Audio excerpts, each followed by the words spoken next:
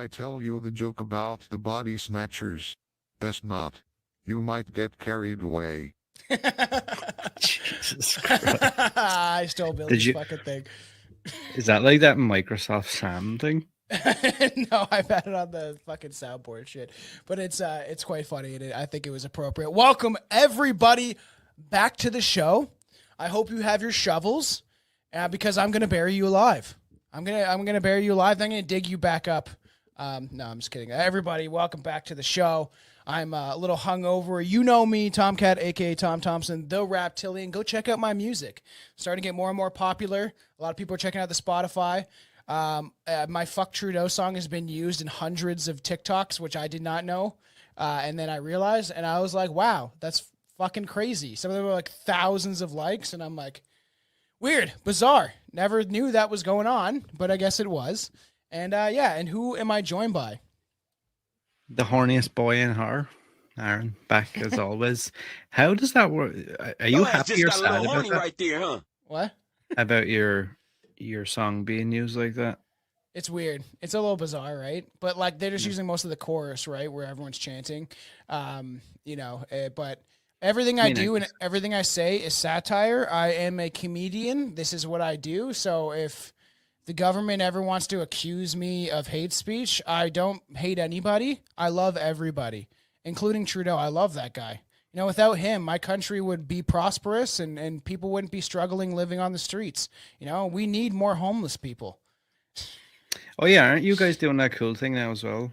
Like where you can get like put in jail or something for life. For life. For hate speech. If it goes through, and like they'll come after other people. They're trying to bring that in here too. It's absurd. It's crazy. The amount of restrictions and things they're trying to put on humanity because the narrative is crumbling around them and everyone's starting to wake up to, oh wow, the government's like really corrupt. Oh, like all of them. Oh, it doesn't matter what side you vote for. They're all extremely corrupt. And you know, now they want to control everything, and that's crazy. And there's even a guy that proposed that if somebody's thinking about, they think that somebody is thinking about committing a hate crime, they can put you in jail or put you in house arrest. So if you're like, if they think you might say something, and at the end of the day, right? Like I don't hate anybody. The only thing I do hate is the government. Your government should have the least involvement in your life as possible, and it definitely seems like they're trying to enslave humanity. And if you don't notice this by now, I don't know what to tell you, man. I can show you a bunch of things that are happening, but this is not what we're here for. We are here to dig up bodies. That Tomas is shady. This will be fun.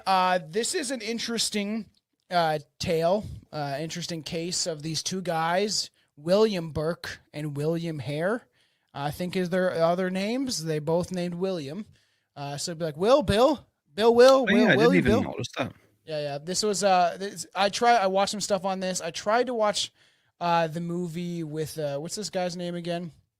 Andy Serkis, and then Sean Pegg. Simon Pegg. Yeah, Simon Pegg. I tried to watch that movie when I was drunk last night, and I can see why Rotten Tomatoes probably rated it so low. But we're talking about Burke and Hare, the body snatchers, you could call them. Look at that fun drawing. Ugh. What the fuck? Just wait for the episode art. I'm gonna put our faces on these guys. Why does he look like that? I don't know, because that one where he looks like an Asian guy. It's weird. This is literally a picture of like what they look like too. Like, he does actually kind of look like some weird mutant. Yeah. And the other dude, the dude on the left, looks like fucking Michael Myers. Put that life cast back up. Yeah. Oh yeah, he does. That's weird. That's bizarre. It's fucking William Shatner's Star Trek mask. Yeah, it does. They're weird looking fellas, to say the least. Especially the interpretation drawings of what we think. Their hair as well is like exactly the same in that last drawing you showed. Oh yeah, you like that? No, is there another one? Yeah, look, what's with that hair? Fun hair, man. You don't want hair like that? And the beard is like the same on that. Oh, chops, bro. You don't want you want to do chops, man? Oh, I wish we should bring back chops, man. You know what you should have done for this episode? You should have shaved so you just had chops. I would look so bad because my beard is pretty long right now, it would That look would have been horrible. so good. Or if I could somehow like put like some tape or something like that, so it looked like it, like skin tape. I don't know if they have that, but this should be fun. I'm just gonna start. It is like 1 o'clock in the afternoon. I'm going to start drinking. Why not? It's Friday. We're recording on Easter. For all the fans that end up seeing this stuff way later, but this is called a Caesar Sipper, 6%. Caesar Sipper. So there's this company, Matt and Steve's. They make like beans. She says beans in there, right? Those beans. They make beans, like pickled beans, and they're actually pretty good. They're like spicy pickled beans you put in like Caesars, and it's fucking delicious. So You don't like Caesars? What the fuck does that taste like then? Pretty What good. is that supposed to be? A Caesar. What You know what a Caesar is? No. You don't know what a Caesar is? Weird. A Bloody Mary. You know what a Bloody Mary is? Yeah. Same thing. So tomato juice. I've literally never heard of that referenced as a Caesar. Really? Whoa. Ever. Man. What a different world you live in. See? Caesar Sipper. People Wow. in the States call them Bloody Marys. We call them Caesars. Because of Julius Caesar. He was the first one to make the drink. He used to milk the boys for their tomato juice. I don't know what I'm fucking talking about. I'm just kidding. I don't know why they call it a Caesar. I could probably Google it. But yeah, do you like Caesars? Yeah, I'm not a huge fan. I like it. It's only like you can only have like one or two, right? You can't like keep drinking, but it is a good hangover drink if you want to keep drinking like the next day. Which if I'm gonna go hard, it's gonna be today, and then I can sleep the rest of the weekend and recoup. Do you guys get Monday off? No, I had a choice, and I was like, I'll work. Fuck it, make some moolah. But yeah, this is an interesting case. Trudging quickly through the darkened streets of Edinburgh, Scotland. Scotland and Edinburgh, there was a swift and brutal cold that dominated the air, making the two men struggle with a heavy bag of silver as they walked. With only a few streets to go, the two men could already feel the warmth of the deserved money in their pockets. Both of them already knew that they could make a living out of this, even if it meant trampling down the road every few weeks in the cold. When they reached their destination, a heavy brown door with no distinction about it, they knocked slowly 3 times. The man answered. He was tall, wearing a dapper suit, his eyes swollen from the lack of sleep. Seeing the large bag in the hands of these two strangers, the tall man smiled and invited them in.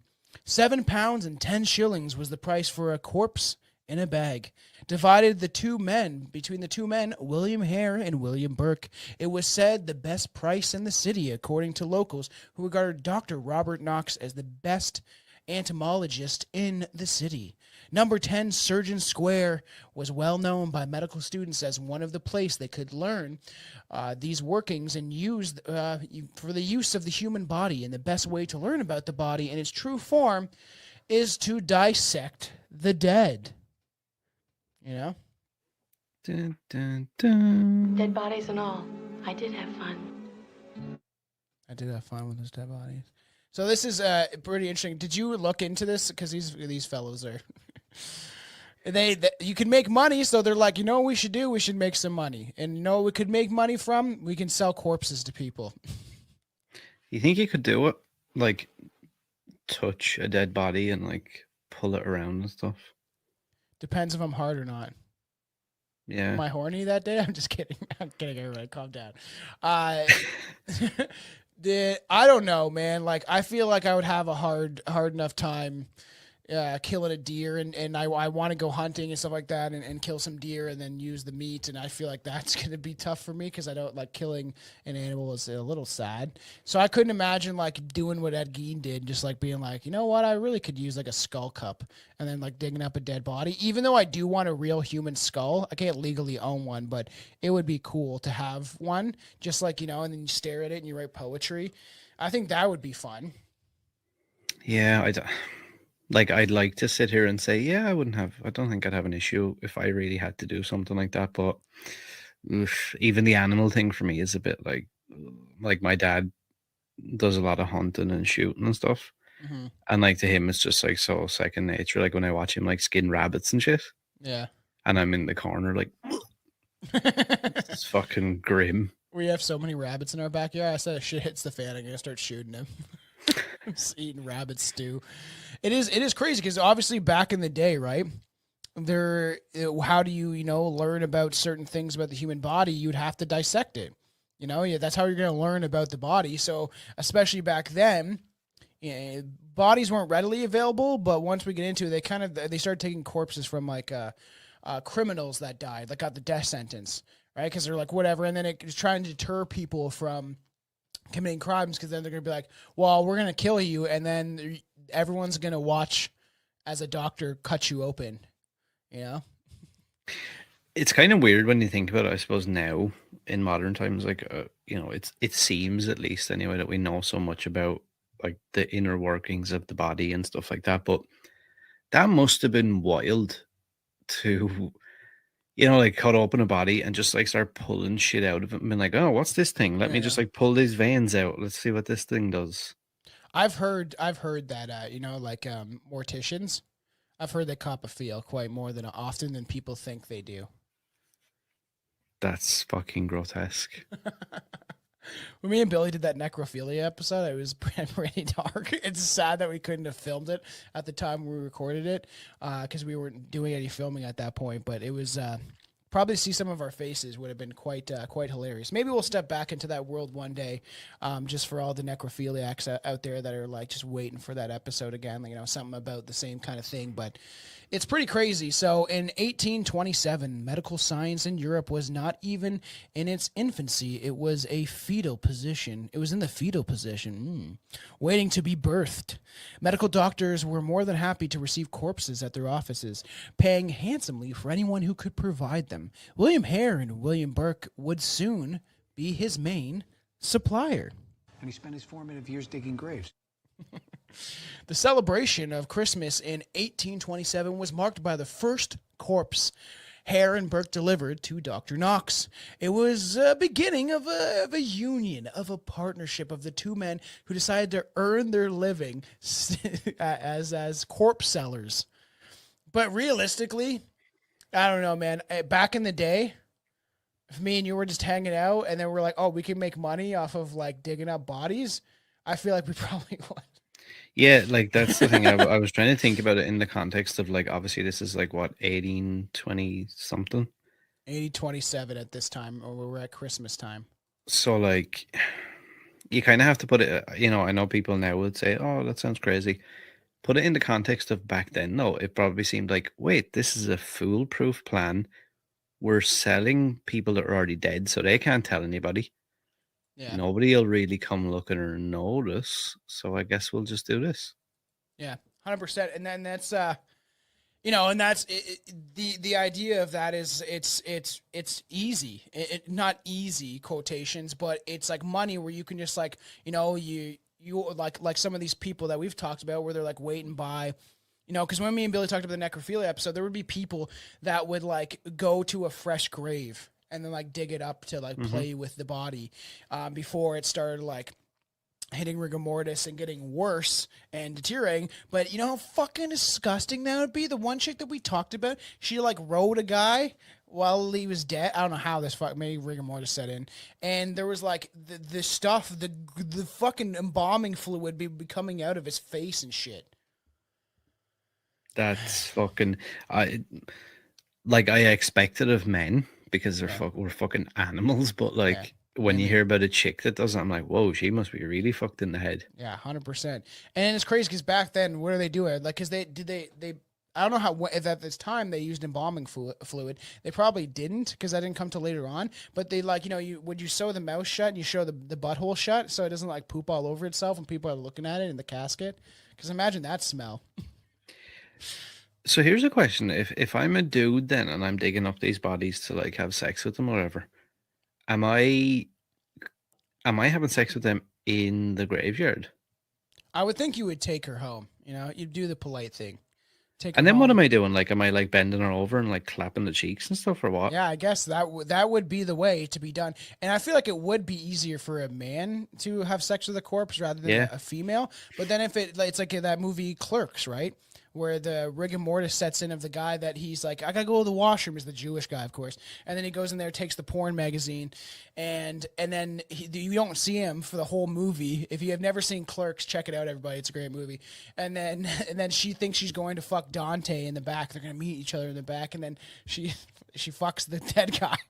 And it's like such a way to end the movie, because she's like, oh, like Kevin Smith's first movie. But it's just wild, because at this time it was money, and like jobs, like labor jobs, weren't paid that well. There was a lot of homeless people. Like it wasn't fun to live back in this time era. You know what I mean? Like this does not seem like a fun time to exist in like the 1800s. And people, everywhere stunk. It was just stinky. Everyone's stinky, just fucking smell like shit. It wouldn't be a fun time, but that's why people were like consistently staying drunk. Probably at their jobs, like everywhere they go. I feel like you'd have to kind of live like that. Yeah, like, and I think we'll probably never have like any sort of real grasp on it. But like, I've done the London dungeon tour and stuff like that. Yeah, and like I remember being on it, like, and the tour guide was like, from the extensive research or whatever, he was like, we will never have an idea of like how disgusting, how filthy, and like just how like smelly everywhere was in those times. Like it's like incomprehensible how disgusting. Yeah, everybody has syphilis, It's fucking just so cholera, gross. just shitting yourself all the time. And then there's like there's the idea that like eventually we'll talk about around Russia and stuff like that. There was Tartaria before this, where there was like using buildings to emit, like, that took the atmospheric energy like Tesla wanted to do. And it's just so funny, because I imagine if Tartaria was in around Russia and they were living like free energy, and it was more advanced than even we are now, and that's the premise goes, that it's pretty advanced. I don't know if it's as advanced, because I don't know if they had the internet and stuff like that.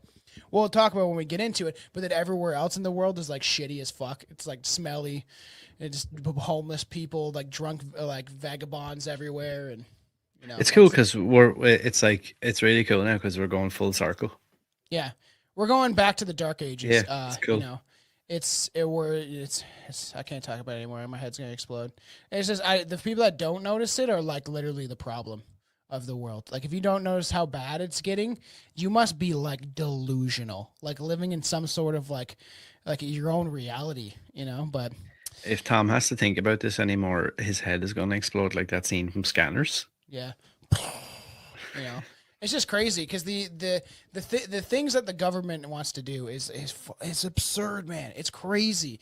And it's like, they're like, there's no government that's by the people for the people, and now they're like, democracy is an excuse to murder everybody. The best part about all this is, if you sit back and look at it, it's actually a really clever technique they've used, where the entire globe is going to be the prison.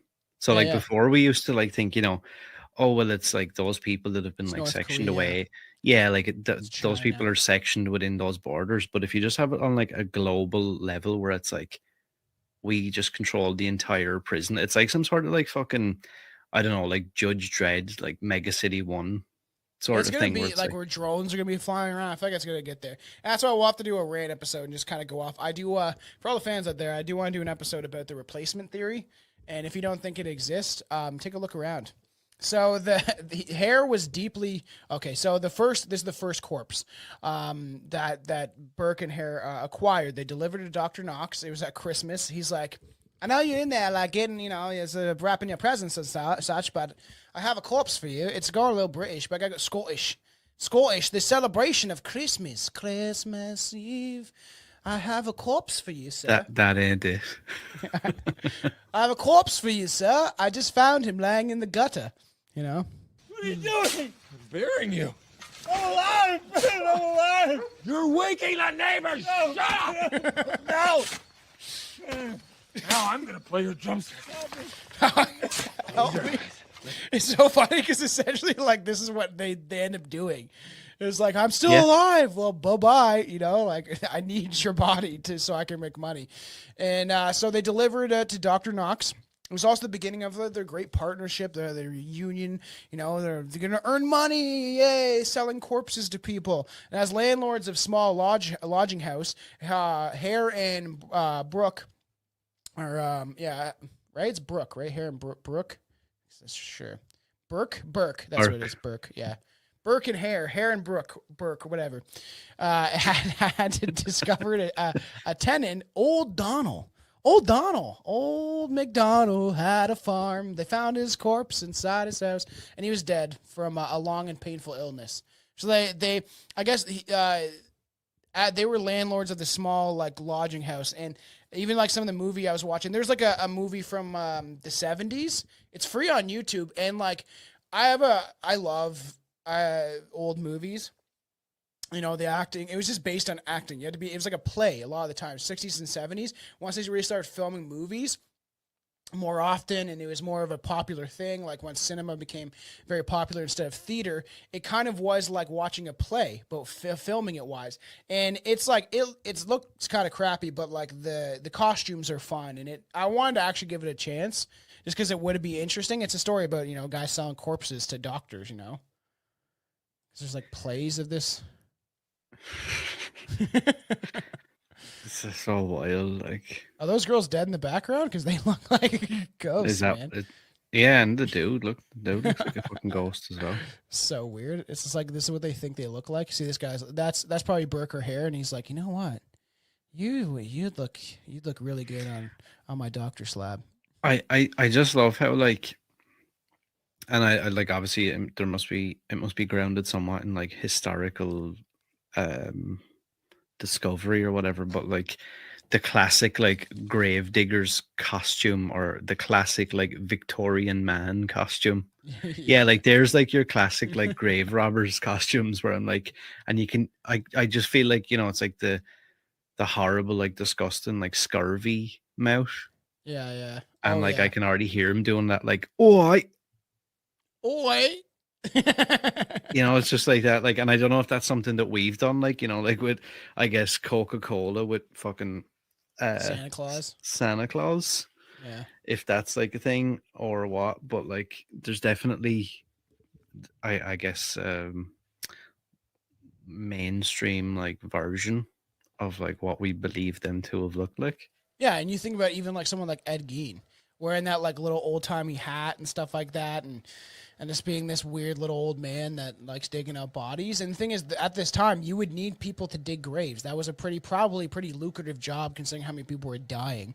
And then the guy's like, you know, a bunch of babies died from cholera, and he's like, thank God. You know, how disgusting. There's a question though, like those grave diggers and stuff, they've got to be fucking riddled with like diseases and like scum, right? Because I can't imagine like they're like Conor McGregor just like digging up bodies. But I can't imagine that they're like going home and like having like proper like a bath or like any sort of like probably just fucking disgusting. They're probably going to like the local bar and then like putting all their disgusting hands and stuff, all the coughing on everything.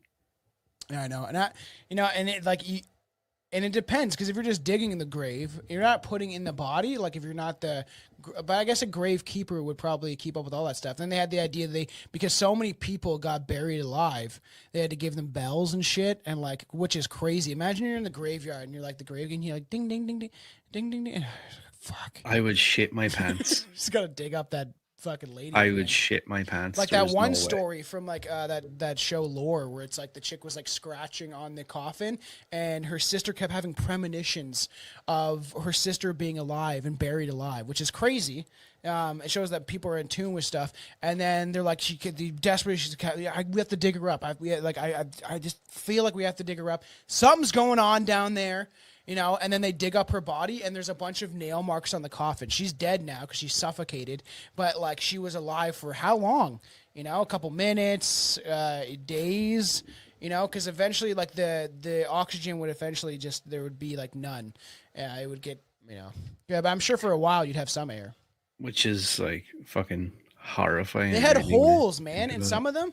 They had like a fucking little peephole. You could look down and be like, okay, Johnny's still dead down there. Do you know what that reminds me of? Was actually when we were talking about like how disgusting, how many diseases, all that sort of shit. Yeah. It reminds me of A Million Ways to Die in the West. Oh yeah, that movie. Like I obviously know it's a comedy movie, but like yeah, it kind of shows like that scene where he goes on that big rant and he's like, you know, talking about people, all the people that die and like from like the cough and from this and that. He's like, yeah, the black shit and like all that stuff. Yeah. And like you know, it's like a 5-minute monologue where he's just like naming out all these things, and it kind of makes you think. It's like we don't think about like the Wild West or like this era in like England and across Europe and stuff, like how fucking disgusting and just awful it must have been. Yeah, and then it was like natural selection where the toughest survived. Nowadays, too many people have kids, and those people are stupid. And then their kids are stupid, and then their kids have kids, and then they're stupid. And now we have the world that we live in, where we have Prime Minister like a Justin Trudeau or any of these other people that are like inbred mongoloid creatures, you know, and then they're like, you know, trying to dictate to people because they have a tiny penis, and they're like, you know, I like to rule. I have so much money now. What else do I do? Oh, let's just like go to the Masad Island, just hang out there. Do you know what it's going to be like? We're going to be like the fucking aliens from District 9, living in those little shacks. That's actually a great movie. Very good movie. We should talk about that in class workout, because it would be fun. But for and we sure, have I yet feel to like get that's into what's that going to alien happen to us. stuff. I know we're getting there, but the thing is, I keep preaching to people that all it takes is people coming, you know, unity. United we stand, divided we fall. That statement is very true. So, you know, the Hare was saddened by the death of old MacDonald, and his name is Ole MacDonald, O-L-E Donald. So I don't know if that's his actual name or that's just a nickname they call him. Old MacDonald had owed him several pounds, which he never paid back. Hare and Burke declared the death to the local authorities and waited for the body to be taken away. When the body was put in the casket left for the next day, Burke and Hare exchanged the body with heavy rocks. They took the corpse, covered it in a bed sheet, and decided to sell it to Dr. Knox. He's like, yo, this guy fucking owes me money, man. Well, what do you want to do? Would he be in trouble as well in all this, or is he just like seen as just like a good guy where he's like, well, you know, they just brought me bodies. I didn't question where they came from. Yeah, I don't think the doctor would get into trouble. Realistically, But surely to God, he's got to know, right? If these dudes are showing up all the time with these fucking bodies, like it's like, wait a second, what? And he's like, well, he would probably look the other way because, and the thing is this guy like, is the doctor, you know, doctors have always been kind of shady characters, you know, and then it's just not like anymore though. Now they're really good people, and they're definitely not paid by big pharma companies to push absurd drugs onto the people to keep them dumb, docile, and slowly dying.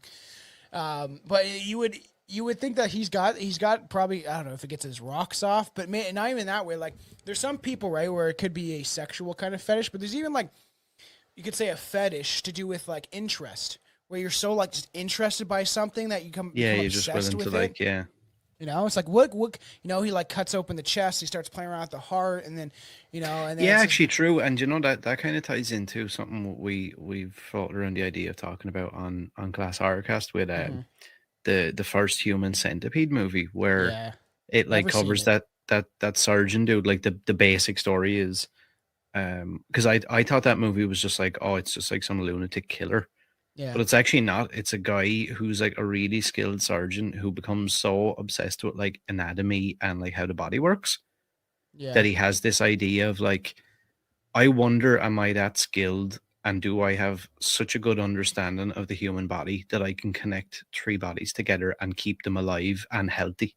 Yeah, and like, and the thing is, I think that a lot of things, like, who knows, when we eventually get into Joseph Mengele, and that what he did to people, and I believe that stuff happened. There's obviously neo-Nazis that don't think so because they're like trying to make every excuse in the book to be like they weren't that bad. But realistically, there's no good or bad guys in war, and someone like him, where he just became fascinated, fucking scary by the idea of what he could do to people just to try it. And it's like, we don't care about these people anyway. You know, we want to send them to Madagascar, so maybe I can just like kind of like play with a couple of them and to see what they do, you know, and like the twin thing that he used to do, like let's cut off a body part of this twin, see if the other twin feels it. And there's even a story to do with like can't fucking talk right now. Hare and Burke is the idea of like the you ever heard of the Irish skeleton? So there was this giant. He was like 7'5" or 6 or something like that. They called him the Irish Giant, and he wanted to be put out to sea or something like that. Like there's a specific. He saved up all this money to have some certain burial method that he wanted, right? And then one of the doctors, I don't think it was Dr. Knox, another guy, he paid like £500 at the time, which would have been equal to $74,000 today for the body, so he could examine it. And it's still in a museum. This John Hunter, I think his name was a very skilled surgeon, very well-known doctor, and he dissected him, I think, in a classroom, like it's full of people. You know, it does remind me of that movie From Hell. You know what I mean? Yeah. It does definitely play into that idea of like you see the room of all these college kids technically and all these other people that are trained to be physicians, and then you got the guy in the middle of the dome, the room, right, where there's this table, and they're like, so if you do this, and there's like blood squirting in his face and stuff, and so weird. The idea of that kind of room as well always freaked me out. Yeah, oh yeah. It's just bizarre and creepy, and even kind of reminds me somewhat of which I'd love to talk about, Sleepy Hollow. You know, like just I don't know, that time era was just, I don't know, it was just weird and different because we can't imagine it because we didn't live back then. You can even there's once you see photos and videos of like the late 1800s, early 1900s, whatever, like you start to like grasp a bit of like what it kind of was like. But I don't think you can understand what it was like in the 1700s, really, unless you actually went in a time machine and went back there. You know, we should do that. I would like. We should get Marty McFly. Yeah, they did. Yeah, it's like that. There's that meme where he goes like, "Let's go to the future," and he's like, "Fuck, let's go back to the 80s. This sucks." The meeting of William and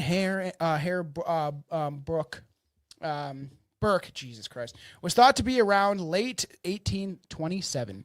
Hare owned the lodging house, and Burke arrived to stay for a short while until he could find a home of his own. Sharing a bottle of whiskey, the two men found they had quite a bit in common. Hey, do you like digging out bolties? Do you like to dig up bolties? Do you like it? Oh God, it's getting worse. The accent is getting worse as you go along. I gotta say Scottish, and then it kind of comes in, and then it just goes away. I gotta get better at this. I want to take an online course of how to do accents. I'll pay someone to teach me how to do it. Your accent, your hick accent on the Alien episode quite impressed me. It's funny because trying to get you to do Canadian accent, and you're like, I have to think about how to do that shit. Do you know? And the only like reference I have for Canadian is in was it the South Park movie or something like that? Yeah, that was like the only reference I ever had for like the Canadian accent. Because I always, and not to insult any Canadians there, but like I always felt like, for me at least anyway, like an American and a Canadian accent were quite close in a lot of ways. If you talk to someone from California and you talk to someone from Ontario, they sound like the exact same.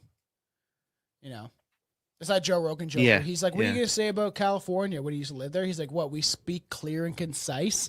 It's not like you're going to like Jersey Shore, you know, or Boston and all these places that like just have these absurd accents.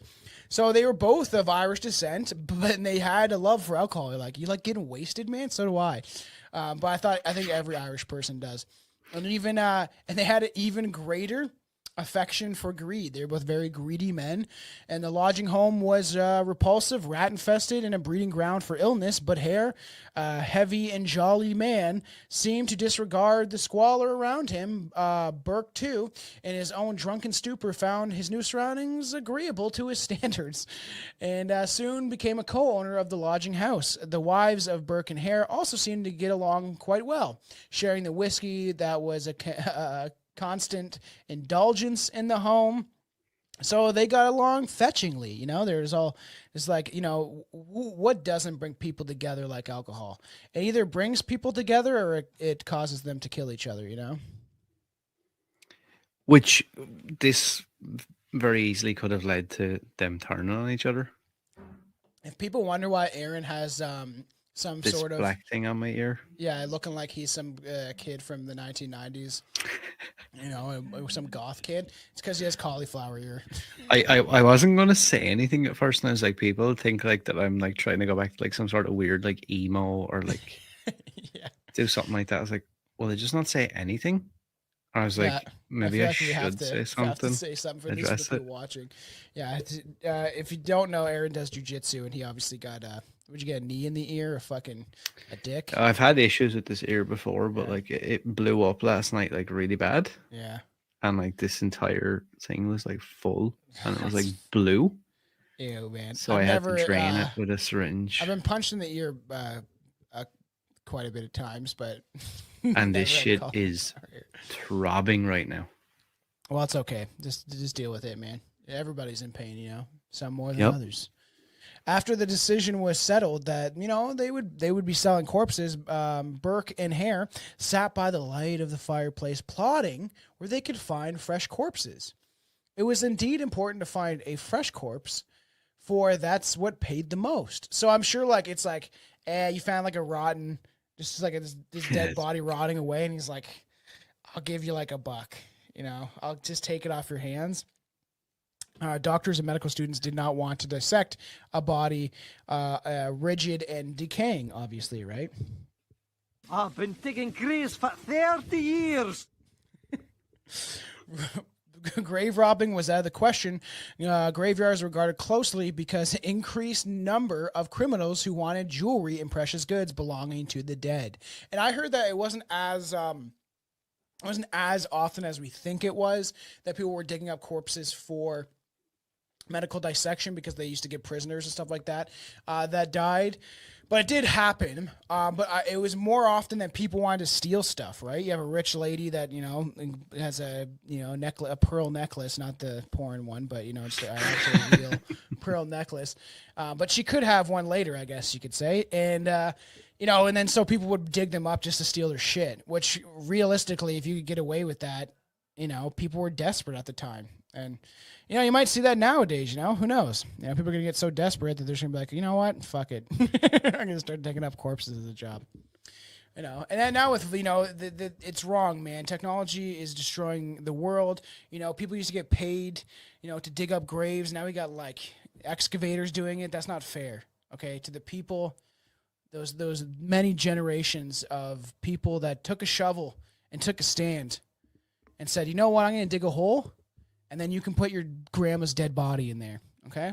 But before... It's a bit unfair on those guys. I know. Before I bury it, though, let me get a couple squeezes, See, I don't... I would have to be clapping those cheeks for it to be worth my while. Oh, no, it's very true. I wouldn't get anything from just squeezing the body. Like, I have to, like, get it, like... You're already there, man. You might as well, Like, if Yeah. you're already there... Might as well just keep going. So I just, right, as gross as this sounds, like I'm trying to envision like what you would really get from that, where it's like, oh, this is so good, this is so hot. When Think about there's it, a fucking dead body. there is like people that are into that shit though. People have the weirdest fetishes, right? There's people that dress up like dogs and cats and have sex and stuff like that. So there's definitely people, but I'm pretty sure that's a thing where people like where we call them, what I call it, starfish. We just like lay there.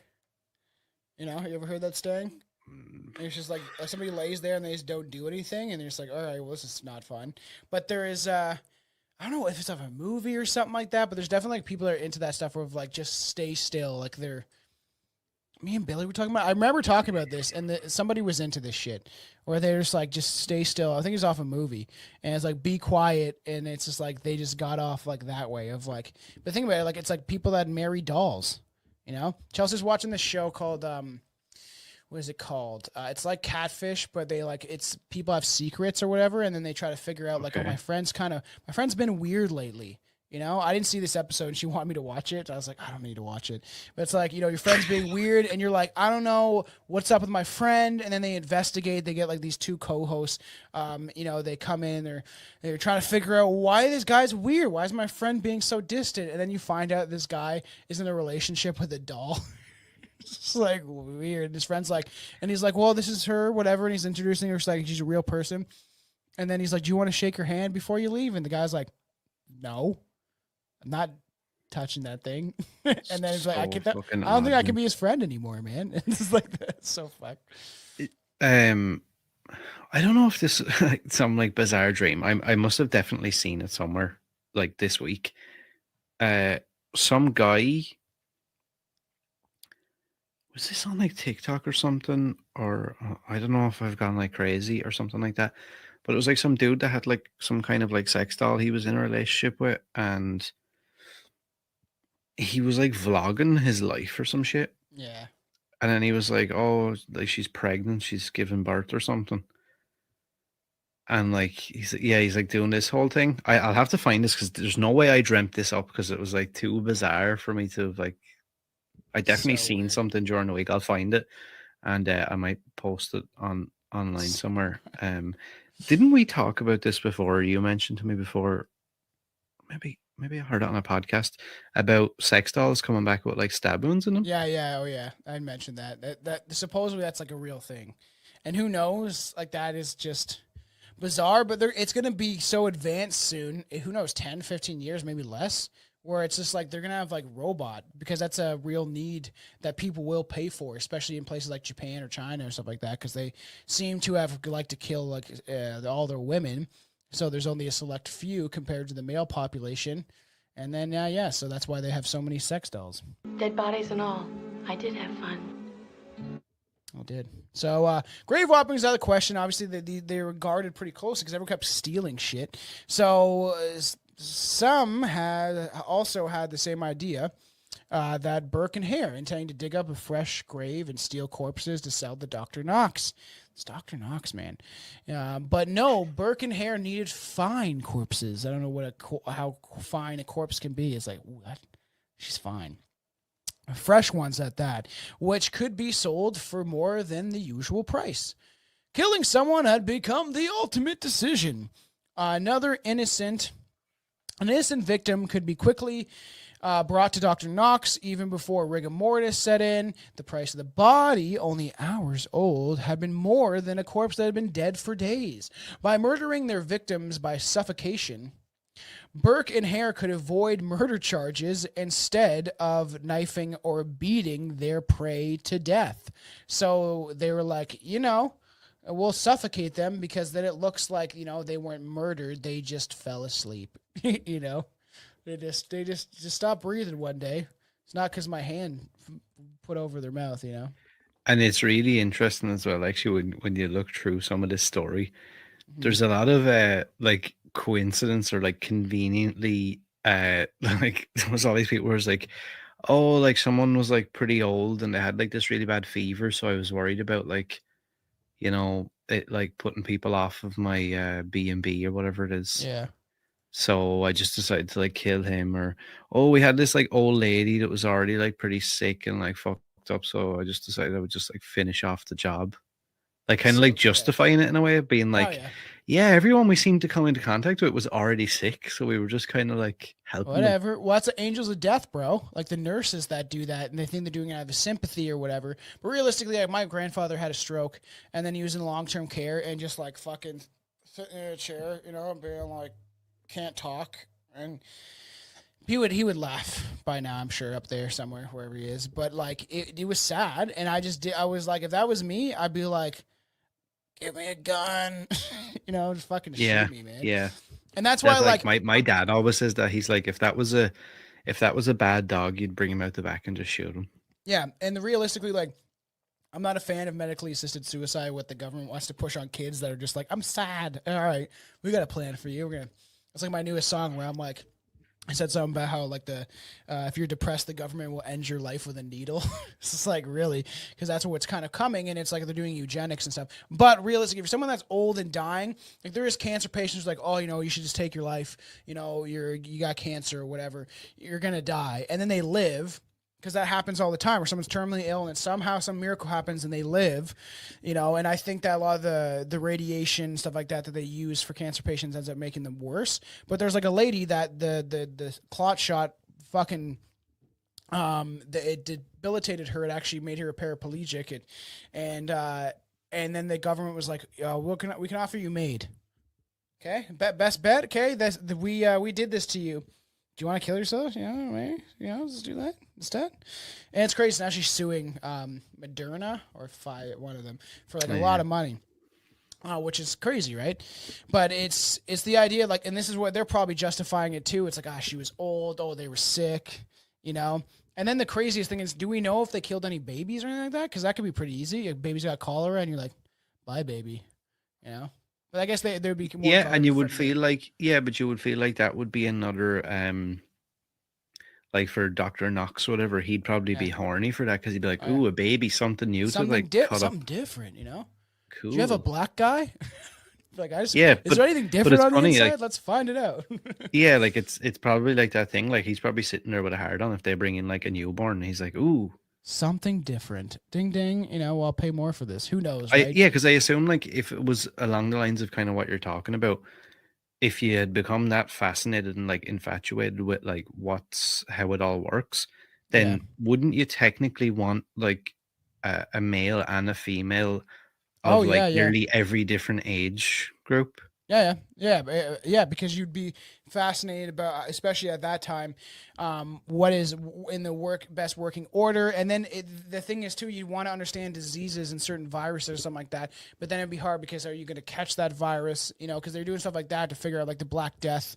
There's definitely people that were they were at least examining and dissecting certain people, and they probably wear like a big suit, you know, maybe like the death mask and stuff like that, because that's possible. Like you would want to know what the hell's going on with these people that are pooping and like black stuff out of them. You know? It's just even that idea of like you know, like the Middle Ages and like the plagues and stuff, and like the idea of like, you know, being in like a bar or whatever, and like everybody's just like coughing all over everything and like all over each other, and like just how disgusting people were, because obviously like they had no context as to like, you know, I'm not one of those people that like since the pandemic or whatever is all like, oh, you've got to have like 25 gallons of hand sanitizer and stuff. But obviously, like, you know, if me and you were sitting across the table from each other, I wouldn't cough into your drink or cough in your face. Whereas like I feel like back then that was just like the, you know, they got like they still have as old ladies and shit, like people that like have like their coughing rag and they like wipe their nose with it and then put it back in their pocket and then just later on keep wiping their nose with it. I'm like, ew, man. Yeah, and you see them like sometimes like they even cough up like those like phlegm things, and they're going like. Can I say the creepiest thing to me? One of the most creepiest things to me, is old ladies. You know? Yeah, and if you put those in horror movies, like nudie old ladies and stuff, ugh. That's my wife's like worst nightmare. There's a couple movies we were just talking about it where like, her friend's the daughter, whatever, just has sleepwalking, right? But I was like, it's like that movie where you're like, and like I think the Uninvited or the invite, whatever, that one with the grandparents, and then the visit, man, great film. And then old ladies like naked and stuff like that, running around. I'm like, dude, man, that like even you talking about that now gave me goosebumps. I remember the first time I saw that, me too. I was terrified. I was like, this is like so that's a movie we need to weird cover and strange. Like, remember the bit where they get down under the house? Oh, I think so. Oh yeah, and she's like fucking crawling and shit. So fucked up. Like, grandma, you need to be put in a home. You know, I'd be like I'd be like, what's his name from Evil Dead? I'd just have like a shotgun and a chainsaw on my hand, and then just be like, all right, time to take the trash out. Speaking of that, actually, there's a pretty good one that you should check out, especially if Chelsea's scared of stuff like that. Is have you ever seen The Taking of Deborah Logan? No. Okay, tonight you need to watch that. Is it good? If creepy old ladies and stuff. Yeah. Oh, dude, this is like right up the same kind of alley as like The Visit. Okay. And the chick is fucking watch a scary movie tonight. So scary. She is scary looking. So they started suffocating their victims, right? Because like according to them, it was easier way to kill without too much guilt. But realistically, right? I guess it wasn't at a time where people had guns readily available. Like the people had some hand cannons or whatever, and it was more of a hassle because it would be hard to actually kill someone that way because they were like little lead balls that just didn't really kill you.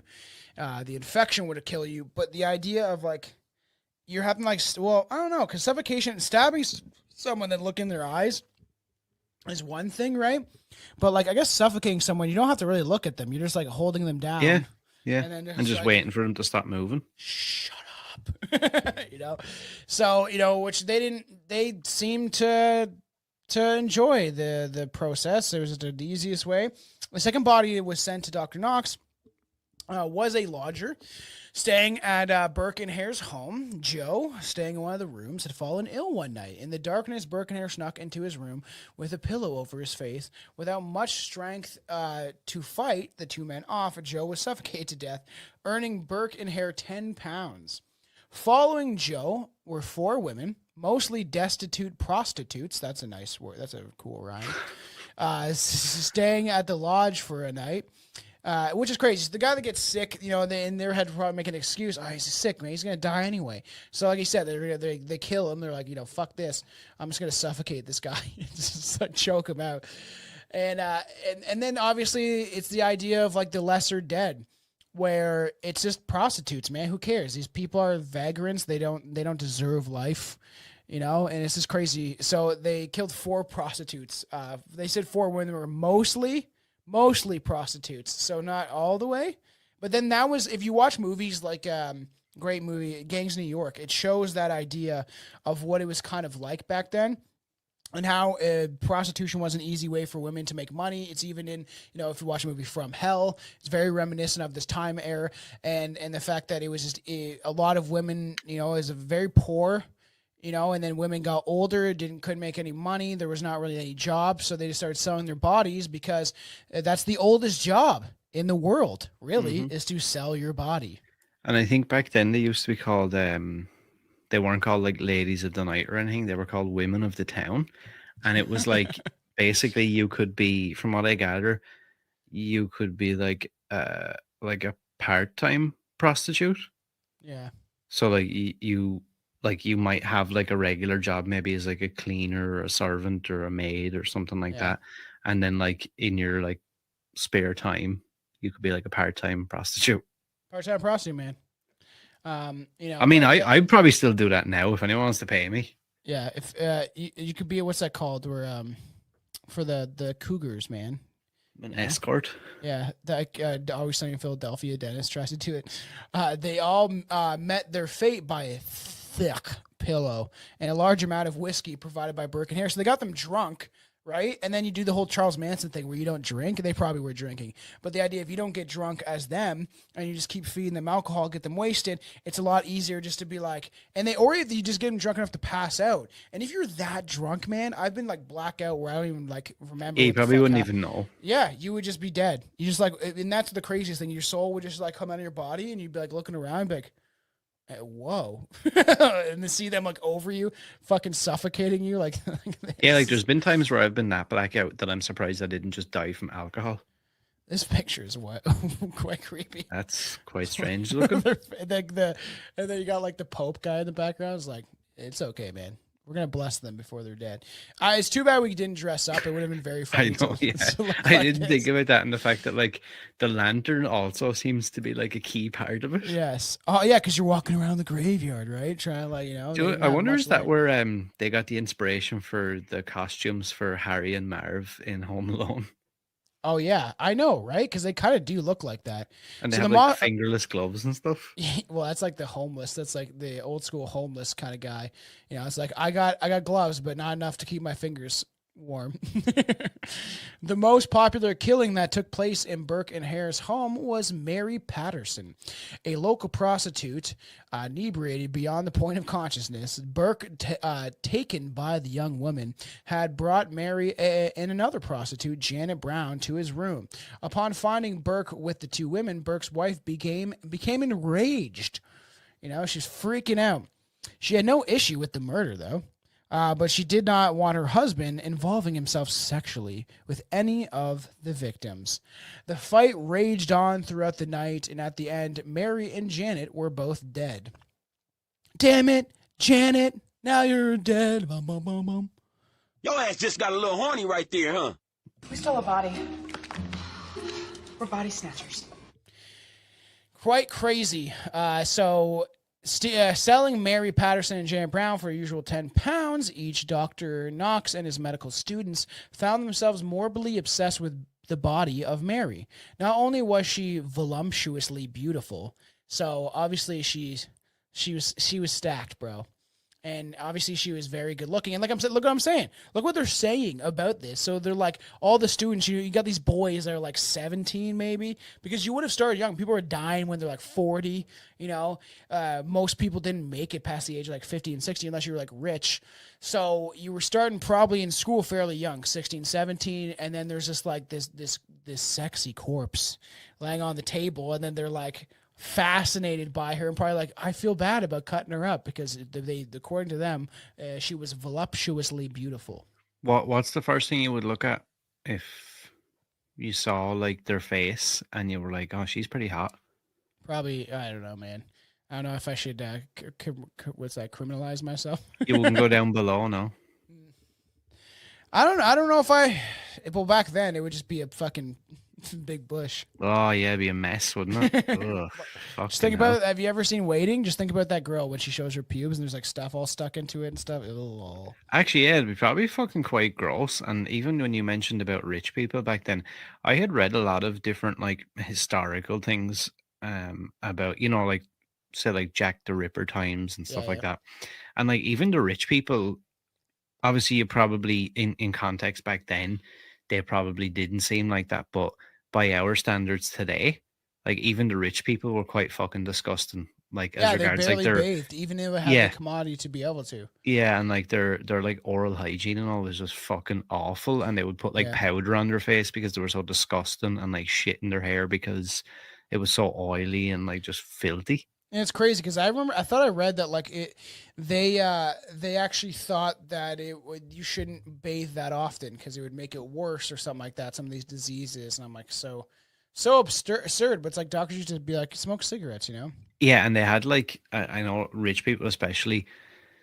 Their diets consisted of so much like rich foods that like apparently they had like hideously bad like insides when they did die.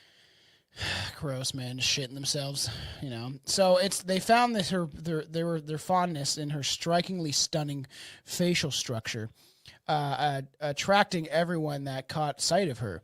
Unable to dissect the attractive young women, as I said, I figured, Dr. Knox preserved her body in whiskey for 3 weeks, allowing people to view her in her serene and peaceful face. It's like fucking weird, man. You mean to tell me that he wasn't charging people a couple of shillings to stick their fingers up her pussy? I know, really. I know. And realistically, like, and they were like, they got their money, but then it's just crazy that they were like, oh, she's so sexy. I'm just going to preserve her body. Sick, like, but straight away, there's no, I do not believe that story of like, oh, people like looked at her pretty face. Yeah. No way. Maybe if they were coming all over it. Yeah. Yeah, and if this guy was so obsessed with her that he preserved her, you can't tell me that he wasn't doing stuff to the body. Disgusting freak. Artists traveled to see the woman, the woman they talked about, sketching the tranquility and grace of her body. Sure, believing her to be classically perfect form of a woman. I kind of have to see this. Can we fucking bring this up? What's her name? I'm gonna find this. Mary Patterson. Okay, let's see if I can find her because I am curious. If that's her, let's see if I can. Is this one of these things where she looks like fucking Bigfoot? It's. I just have to. It doesn't. I want any pictures. I want to see a picture of her. His wife looks fucking ugly. Yeah, crazy. It's just too bad, man. No one got. Oh, I guess there's no cameras back there, but nobody sketched her. This is, I think this is their wives right here. His one wife. Jesus Christ. Yeah, they're pretty fugly. Now I can kind of get it. Yeah, I can get why he cheated on her, and then they got in that huge fight. Here's a question for you. Is there any way? See, this is why I want to watch that movie. Is there any like context to? Oh, is that supposed to be in reference to that thing you had up there a second ago from that movie? Is that supposed to be in reference to? Isn't there one thing where they killed? Was it a woman and her child, or a grandmother and the grandson or something? We might get there, yeah. And like, didn't they snap the child's back over his knee? Probably. That's fucking crazy, man. And there's no pictures of this lady. Come on, like I want to like. Is there any? I don't know what you would Google, but is there any sketches of like what females would have looked like? This is not the lady back then, naked. That preferably. I don't know if we could bring up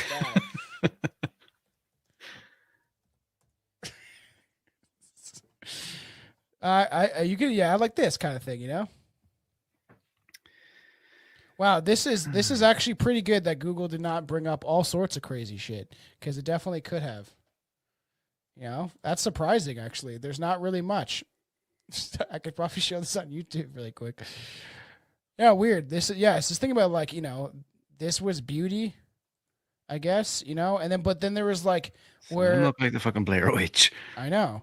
And that's why it's just like, it's just weird, man. Just the way they looked. And obviously they, there's a lot of probably young women and stuff like that, because at the time, right, just people were dying, and that's what's fucking crazy is people were getting married at like 14, 15 and shit like that, and fucking weird time, because you'd be like, well, I'm going to die by the time I'm 35. But then that's the creepiest thing of all, is that there would be a lot of older men, you know, in their 20s, 30s, 40s that would be marrying 16-year-olds and shit. And clapping them cheeks. Is that why you were always saying to me you wish you could live in these times? Is that what that was I would about? never. I remember like our old co-host Justin at the beginning of this show, at the very beginning, we would just get absolutely plastered.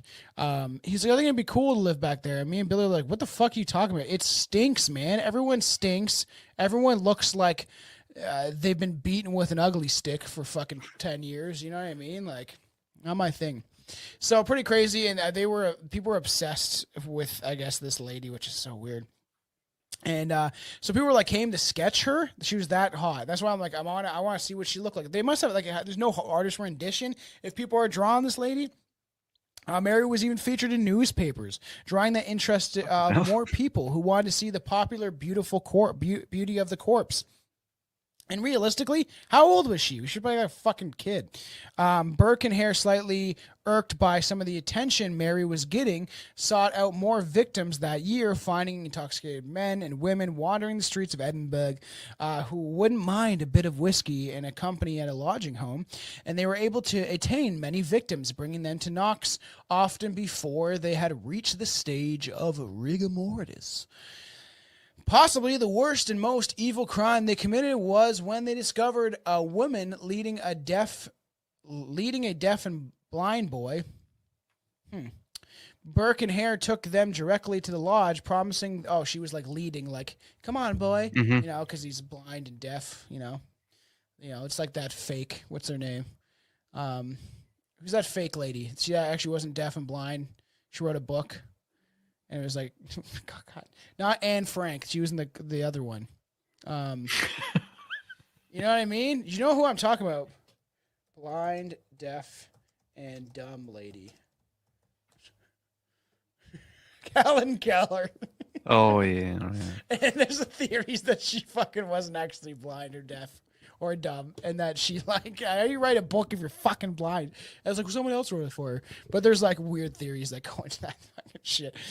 Because, you know, everyone lies to make money, and greed is a thing that has taken over our world, and people will literally sell their souls for money. And so they're like, you know, come to the lodge, you know, we'll give you some, like, we'll let you stay there. promising, them, directions to the boy's home.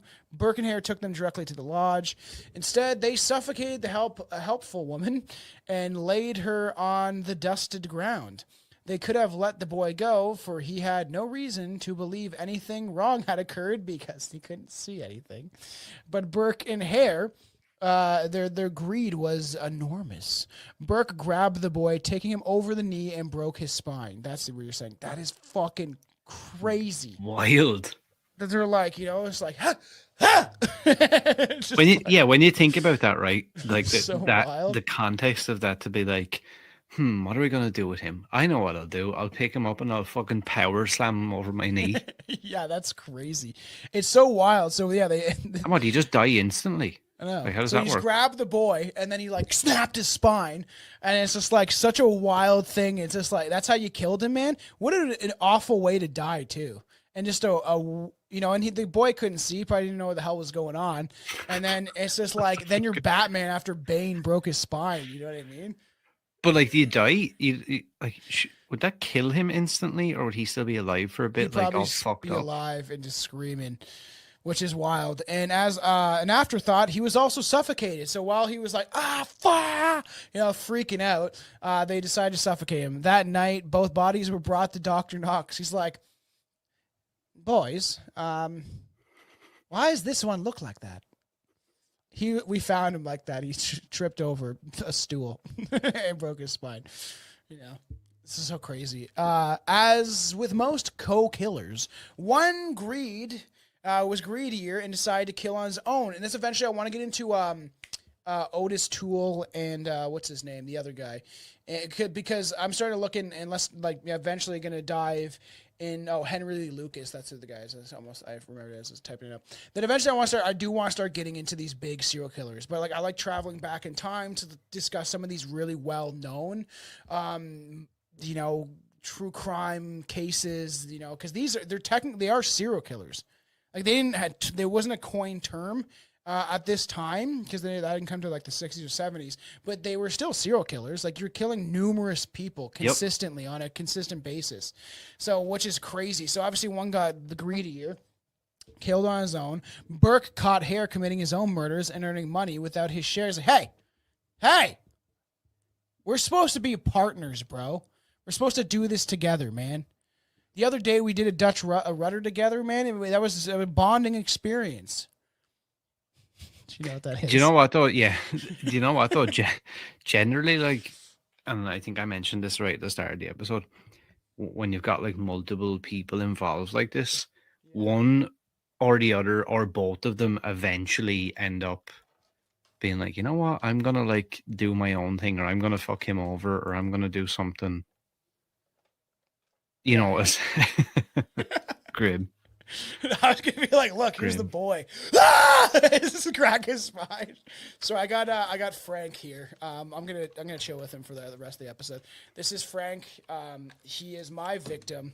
Does Frank have a voice? Billy is a piece of shit. He took advantage of me the other day. I don't know. It's gotta be better than that. I feel like it's gotta be like this is a small little corpse. It's gotta be like, what do you get when you? I can't think of a fucking joke right now. God damn it, that would have been perfect. What's the difference between a granny fetish and a necrophiliac? A couple weeks. Wow. Oh, Frank. That's pretty good. You could actually get a part-time job as a ventriloquist, be like Mary Shaw. Yeah, great. She had no children, only dolls. Check out that episode on Class Horrorcast, everybody. So if you're listening to the audio, I'm playing around with the skeleton. That's literally what I'm doing. Literally playing around. I wonder if people got a bone fetish, I wonder if people are into bones. I'm sure there's somebody out there. You really like bones, and you're like, you touch them, and it's just crazy because the weirdest shit gets people hard. You know what I mean? Do you think more men have fetishes than women do? I feel like it would be so. Right? Because someone gives you a boner in a weird situation, and you're like, I kind of like it, Yeah, but I feel... do you know what I feel like it is as well, though, a bit? Men tend to be maybe a little bit more open sometimes to Yeah. things, whereas like I'm sure you've had this as well, where like there's like chicks have said some weird like things or suggested some weird stuff. Like I had a chick be like talking about fetishes and like things like that. And she's like, "Oh, don't judge me." And I was like, "Of course I won't." And instantly I was like, "Where is this going?" Yeah. I was like, "What the? This is going to be some weird shit." And she's like, "Oh, I'm into piss." Oh fuck. I'm like, Everyone look up Necro, the song "Piss." I'm like, what do you mean you're what piss? You say? And she's like, "Yeah, I just like to like hold cocks while they piss, or like during sex, I like to have my pussy pissed on." I'm like, and I Where does that come from, man? Needless to say, right, I never had intercourse with this girl, but like, it was one of those things where like there was a moment in my head where I was like, can I will myself to be into pissing on someone? And I thought about like the logistics of it. I was like, I can't imagine like a situation where I'm going to be having sex with somebody and I'd be like, okay, now is the perfect time to pull out and just start pissing everywhere. That's so fucked up. There's definitely people that are into that shit. Chinese used to bathe in piss. You know, people that drink piss. Just, you know, it's just crazy because this was brought up recently, and I think with Billy, and I brought up the Necro song "Piss." Piss. There's I'm sure you've fucking heard of him. I can't remember the famous song he had there a few years ago. He was like a meme. He had that song fucking Gucci Gang.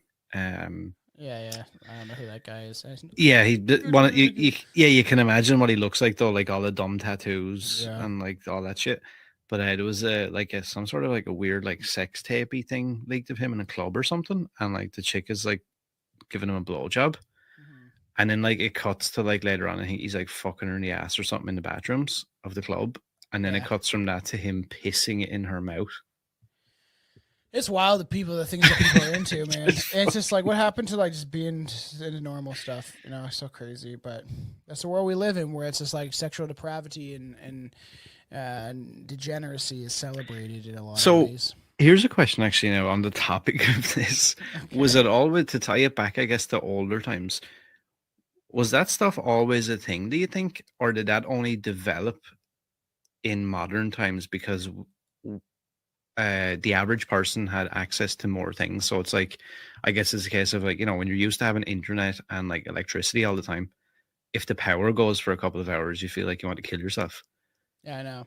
But like, do you think like some of these fetishes and kinks and all that stuff were existent back then, and we just don't really know about it? I think some of them would have been, but not at the rate and the how numerous they are nowadays, because the access to like so much information and things and stuff like that. Like, I don't think furries existed back then, but who knows? But people were into all sorts of weird shit, like transgenderism. You know, it started in the Warham Republic in Germany after World War I and stuff like that. You know, pushed by a bunch of communists. And there was like literally like transvestites, they called them at the time. And there would be like places you could go to, like they started looking to the idea of the surgeries and stuff like that, and are altering to look more feminine when you're a man and all that stuff. It's what we talking about on an episode. And there's weird stuff that existed obviously back then. People got bored, especially they didn't have the internet, so they just made up stuff in their head to pass the time. And probably the same goes to fetishes, man. Burke was livid with Hare, drunkenly scattered empty bottles in his room, and demanded his fair allowance of the money because he killed without him. Hare, also drunk, claimed that he deserved more. I deserve more. They had committed more crime. He has committed more crimes than Burke. He shouted that it was not only he had suffocated more victims, but he always seemed to be carrying the heavier part of the body. And this is why I would actually I am interested in actually watching the movie, because I wonder if they add some of that stuff, because there is very comical things about this story. Be like, I always have to grab the ass. Why am I always the one on the ass end, man? I want to fucking carry the head part. You know what I mean? And they're just getting like yelled at. Like, it seems very comical. I don't know. Like, the more I think about it, though, it is kind of fucking crazy. But then at the same time, I can kind of see, I guess. I did more of the work. I suffocated him. You know what I mean?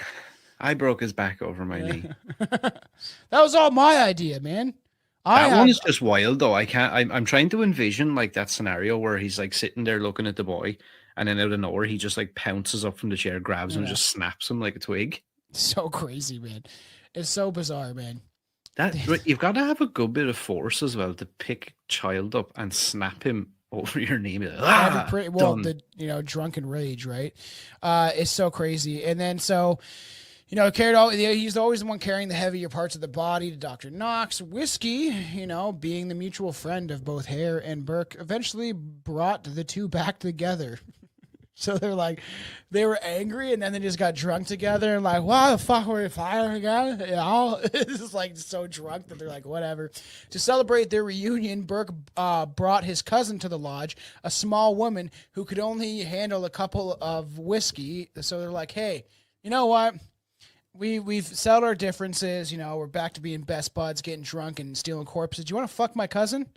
I'll bring my cousin over, you can fuck her. It's so crazy. I don't know if that's how it happened, but I kind of think it did. And so she could only handle a couple of drinks. She was a small woman, which who knows what that means. While Hare and Burke talked and mused, the woman slowly and surely began losing consciousness from the whiskey. And I can imagine like the whiskey back then, bro, probably pretty strong. You know what I mean? After suffocating her, Hare and Burke shared a toast to their renewed friendship while she's like, slumped over in the fucking chair.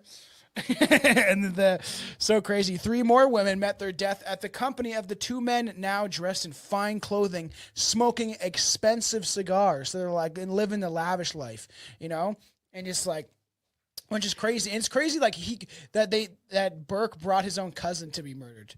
He's like, she annoys the fuck out of me, so might as well.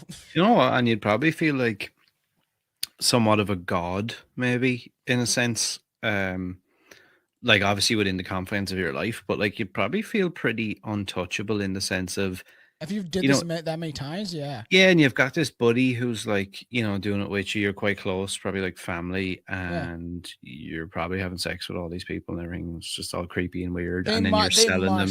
They must, man.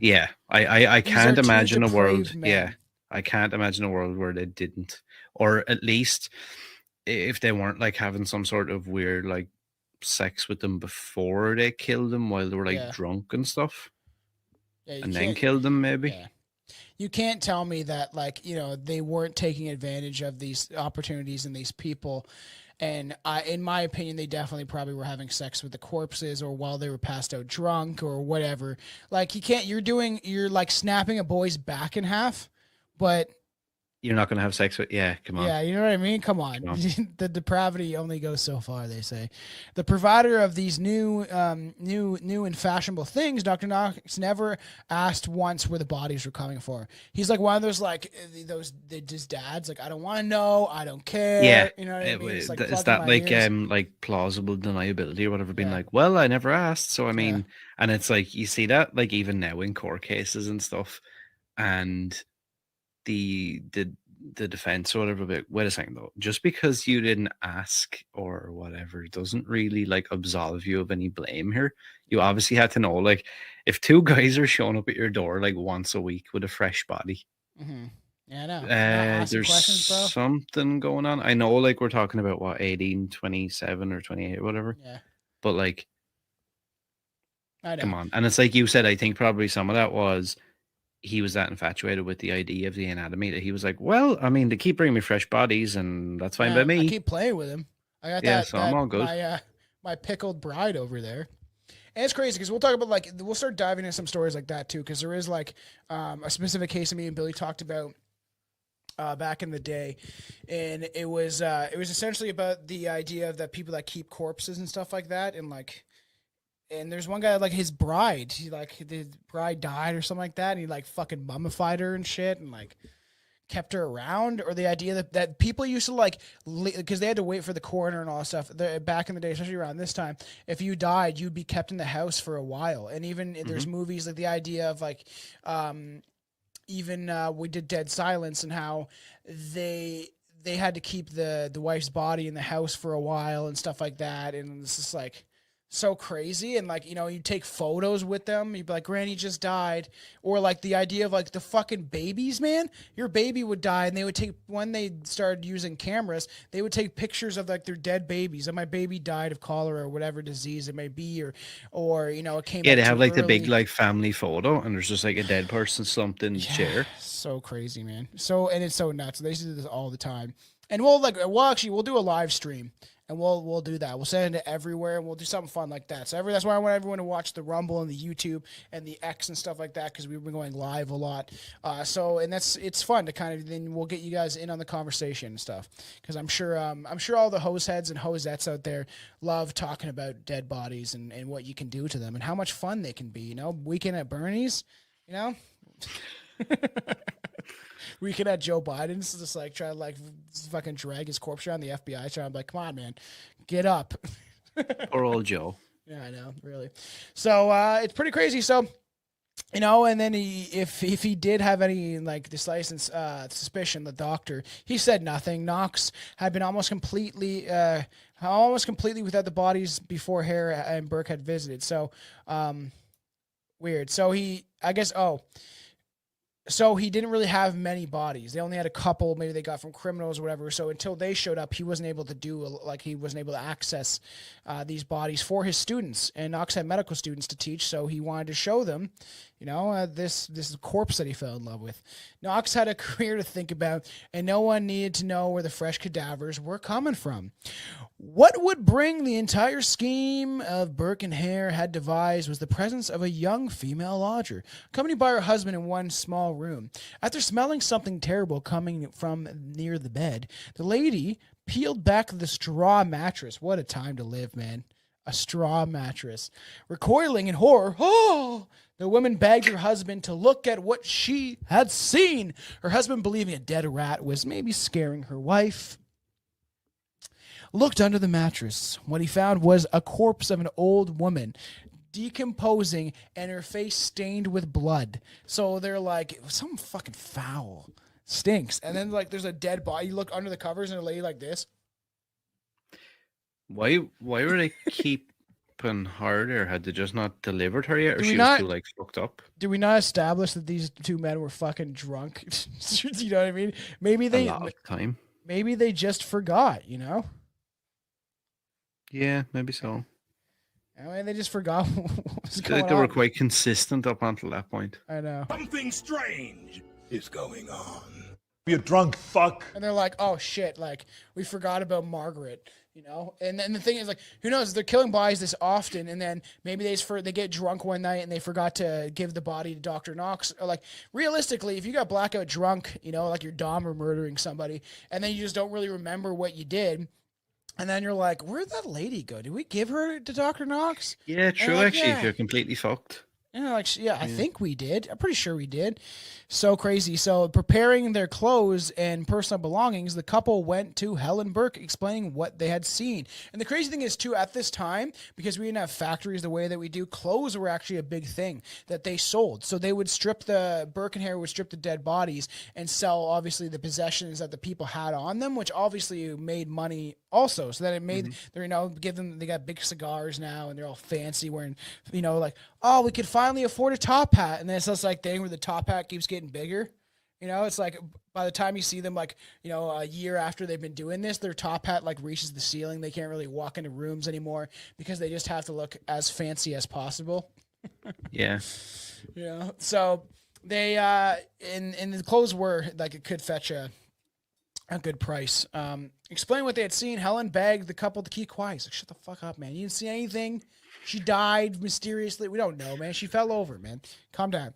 Even bribing them with money, but the couple refused. They went straight to the local police. Good for them. Good Samaritans. Burke and Hare and their wives were taken into custody, all of them denying involvement in the murder.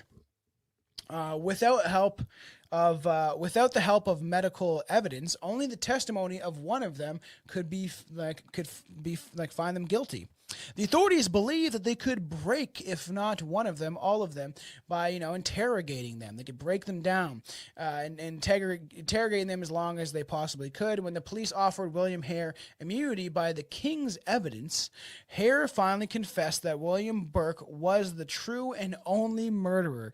What a scumbag. You guys are supposed to be like best buds, friends forever. And I then call this at the start. I know, yeah. That eventually they're going to throw one of them under the bus, and this is what always happens. And this happens in so many murder cases, like even like, couples. When you think about like Bernardo and Carla Homolka, right? She threw him under the bus, and then when they found the tapes, they're like, oh, wow, she was like just as involved as as he was, So No, go ahead. So he also disclosed that Burke had been taking corpses to Dr. Knox at Surgeon Squares. It's like, you were doing it too, man. You were carrying the ass end. What are you doing? Like you were part of this. Hare admitted that he was aware of the crimes being committed and said him and his wife were totally innocent. I was aware. It's funny, like how when this happens, like guys will just instantly turn. Yeah, especially if they give them immunity, right? They sell you this thing where, well, you'll be fine if we need somebody to capture. And a lot of times this is what happens, even nowadays, where they just need to find someone to pin a crime on. To shut everybody up, and then it might not even be the person, and so many innocent people are in jail. Condemned by his own best friend and accomplice, William Burke found himself about to face trial, which he could probably be found guilty and hanged. And on December 24th, that's fun, Christmas Eve, 1828, the trial began and ended in the early hours of Christmas Day. Burke was found guilty, his wife Helen freed because she had never seen them committing the murder. So, while detained, Burke in his infinite greed, demanded £5 he was owed by Dr. Knox. Like, I know I'm about to get murdered, and I'm about to hang. I still want that fucking money you owe me, man. So if Burke was able to be sent to the gallows, he would go in style, as if it were he wanted to purchase a pair of proper and finely tailored pants before being sent out into the public. I need to find some. I can't do it. Scottish. I'm from Scotland. That was much better. But he's like, I gotta get some nice pants so I can shit in them after they hang me. You know what I mean? Because a lot of people, when sometimes when that happens and they're like neck cracks or whatever, because you wouldn't always. And the crazy thing is when we start talking about stuff like this about certain executions, which is gonna come at some point. I have a book called Crime and Punishment. It's actually written here.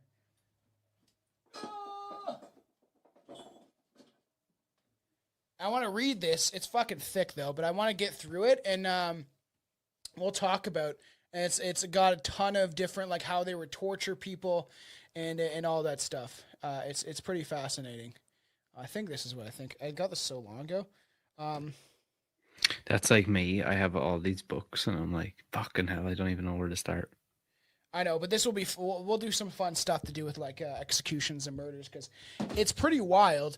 And then in the idea, right, is like some people wouldn't actually like they would just be dangling there and they'd still be alive for quite a long time. But you'd probably shit yourself. It's just so funny. He's like, give me that fucking money so I can go out in style. I want to look pimping for my death. Okay, I need a new pair of pants. And then essentially in the end, he's just gonna shit in them. Yeah, it's. This whole story, like, and I don't know why now it kind of clicked with me a little bit more, but I was really trying to, like, when we do some of these episodes, I really try and like force myself into the time as much as you possibly can. Yeah. And like, you just kind of forget like how insane, obviously back then it probably didn't seem as insane to them because that was just your everyday life. Yeah. But like, I would imagine for people like us, like who live in modern day, like, first world countries, if you could call them that. They're not. They're third world now. But. Yeah, but like I suppose in context to back then, yeah, it seems like people like me and you are living like gods. It's just fucking insane. Like imagine if both of us right now were just transported back to that time era. it would like be you being, it's like culture shock. You think like someone going to like another country and they're like, wow, like it's so different.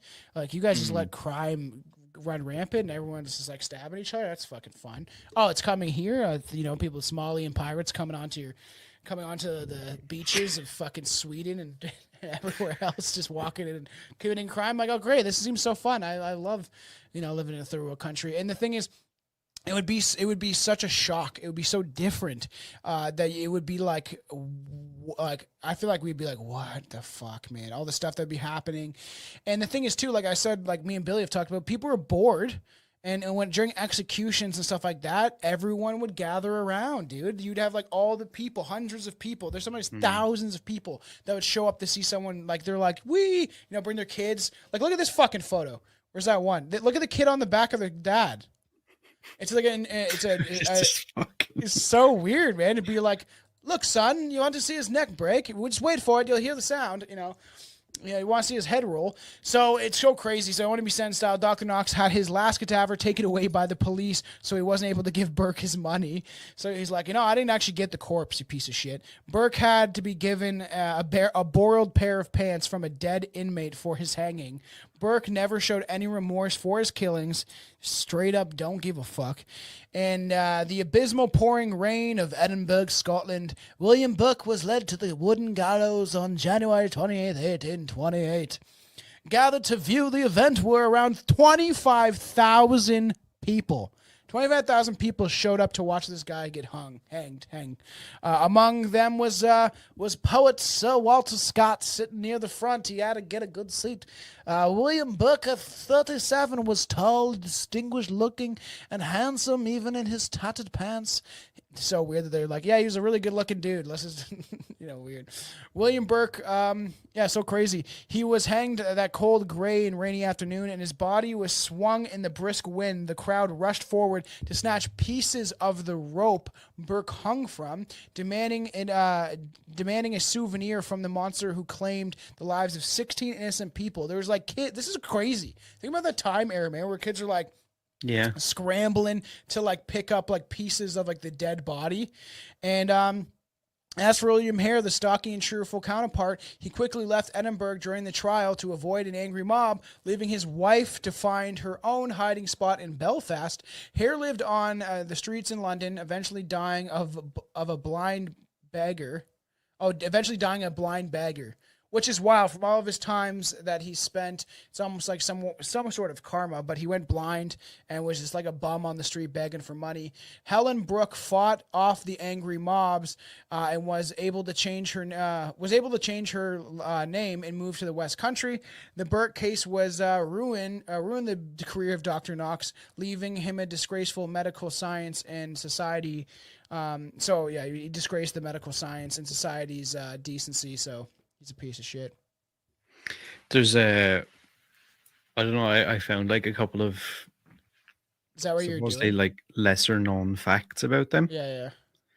Do you want me to pull some of them up here? Yeah, William Burke's body was taken to the medical room where interested parties were allowed to watch it be dissected.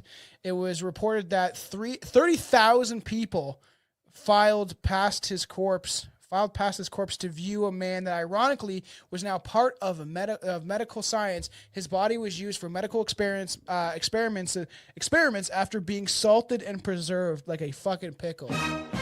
And the crazy thing is, that's kind of karma, man, that he literally was doing this for a job. It is so crazy that William Hare got away with it. Like that is, I knew of this case and I've heard about it, but I always thought that they both died. I thought they both got hung. But it is so wild that William Burke was hanged for murder, and Hare got away with it. It's so crazy. And that you just give up your friend, and he never, and as far as I know, he didn't really say anything where he was like, hey man, like I'm not the only one that did this. Well, I guess it just goes to show that that's like how people like that anyway, who are that depraved, even now, will just become turncoats super quick. And it's like, I don't care. Yeah, fuck you. I know, it's so nuts, man. All right, wait, let's bring it up. Bring in some fun facts. Should we just rip off Billy? Let's just rip off Billy. Here we go. Here we go, everybody. It's time for Aaron's Fun Fact of the Day. It's so funny because every episode he used to scream that shit. And sometimes in my house where Chelsea would be sleeping, like, and then we eventually recorded it, and I was like, you gotta give it your all, man. Scream at the top of your fucking lungs, and he did. So That's a good idea though, to have it recorded so you don't have to he's have like him scream. He does not miss doing it. He used to do it all the time, every episode. So this kind of alludes to something you've already mentioned, but Burke's body was dissected and his skin was made into a notebook. Whoa, really? On the 1st of February 1829, Burke's body was publicly dissected by Alexander Monroe III at the university's Anatomy Theatre. During the 2-hour dissection, Monroe used Burke's blood to write, "This is written in the blood of W.M. Burke, who was hanged in Edinburgh." Look, here's the note. This blood was taken from his head. Whoa. And this is the note. Wow, you can see weird. this is written with the blood of William Burke, who's hanged at Edinburgh. It's so crazy because you can't really see. The murder was. It's just like look at their nice nice It was handwriting. taken from his head on the 1st of February 1829. For the murder of see, this is the one that we didn't mention. Dortry. They call it Dirty. There's a victim. Her last name is Dutry, but a lot of people pronounce it Dirty. Oh, she's so dirty. So weird. That's fucking wild, man. After the dissection, his skeleton was given to the Anatomical Museum, where it remains to this day alongside his life and death masks. There is also a pocketbook in Edinburgh's Surgeons' Hall Museum, bound with Burke's skin. An inscription on the back reads, "Executed 28th of January 1829," and there is also a pencil inside. Wow, that's crazy. It sounds like the bitch of Buchenwald or whatever. I think that's his name. The chick that like in the Nazi concentration camp. She used to people say this was not real, but I don't know. I don't know what the fuck is real. I wasn't there. Sorry, people. I think you've been lied to about most of your history, but like realistically, you weren't there. I wasn't there. I know there was people that were there on both sides that saw very different things from each other. And that's very true. That there's people that saw some things and people that saw nothing, and then on both sides, everyone. But she supposedly would like walk around like the concentration camp naked, and then if fucking some Jew looked at her, she'd like fucking shoot him in the head, and then like she would have sex with them sometimes, but she would skin them supposedly, and she would take their number tattoos, and then like make like stuff out of it. Like a fucking scary coat or hat or a lamp or something like that, and people think that that's a conspiracy, but I'm sure there was weird stuff going like that going on. And the thing is, how many people knew about how bad some of the concentration camps and stuff was, like what was going on there actually? No one will know unless you were actually there. And there's obviously some people and that were there and told the very horrifying stories. And then a lot of people didn't even know that this stuff was going on during the war and stuff like that. So, but it's crazy because the fact that they had I don't know, it sounds like it's from fucking Evil Dead, some book bound in skin. Yeah, fucking notebook. Yeah. So Burke and Hare transported most of their victims' bodies to Knox in a tea chest, but this tea chest proved too small when the pair murdered two of their lodgers at one time, identified only as an old woman and a dumb boy, her grandson, in Burke's confession. Wow. The tea chest they normally used was too small, so they forced the corpses into a herring barrel and loaded it onto a cart. Hare's horse refused to pull the heavy load any further than the grass market, and a porter had to be called to help transport the container to Sergeant Square. Back home in Tanner's Close, an angry Hare shot and killed his horse instantly. Random. Yeah, just like crazy. Shoot your own horse. She's like, motherfucker, you want to transport dead bodies? That's crazy. And it's so crazy. Just You know, some of the things that, like, because it would have came from the horse's mouth, no pun intended, of what he actually did. And at the time, once you're caught and you're going to die, you're like, yeah, you start bragging about it and stuff. And it's just weird because then they like, and if you're bragging about it, you must have got off from it. Because the idea of like, people like Ted Bundy and some of these more infamous serial killers that brag and tell grandiose detail because they want to revel in it. They want to live inside of it again, of that memory of what they've done to people. You know what I mean? It's quite crazy.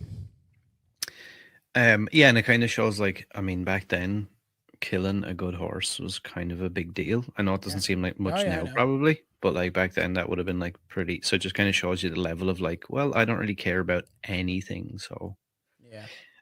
Wild. Hare's testimony at Burke's trial gave him immunity from prosecution. After Burke was executed, Hare was released from custody and fled on a mail coach. But he was recognized by one of his fellow passengers, and news of his arrival quickly spread throughout the town.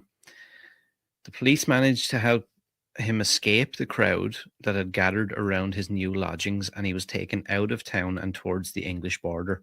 From there, he disappeared without a trace. Where did he end up? Some believe that he travelled to London, where he was blinded in a lime pit and lived on the streets as a blind beggar. Others say he returned to Ireland after leaving Scotland through the UK. We will never probably know for sure.